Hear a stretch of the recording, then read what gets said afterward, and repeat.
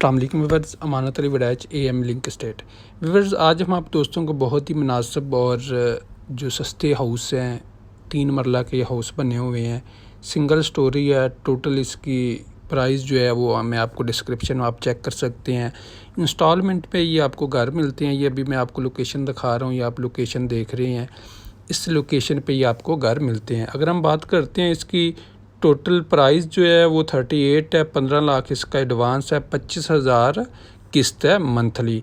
3 मरला का ये घर है, डबल स्टोरी है और यहाँ पे आपको हर किस्म की सहूलत मिल जाती है।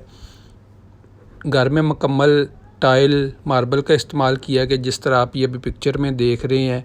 इसकी डिमेंशन जो है व्यूअर्स, अगर हम बात करते हैं यहाँ पे रहाइश, तो यहाँ पे नज़दीक आपको मतलब इस सोसाइटी में भी रहाइश है और नज़दीक वाली सोसाइटियों में भी रहाइश लोग यहाँ पे रह रहे हैं। अगर हम बात करते हैं तो आपको ये मतलब लोकेशन की बात करें तो DHA के भी नज़दीक पड़ जाता है। यहाँ पे आपको बिजली भी मिलती है, मीठा पानी है, केबल है, इंटरनेट है, तमाम सहूलतें मिल जाती हैं। नज़दीक तरीन आपको शादी हाल भी यहाँ पे मिल जाता है।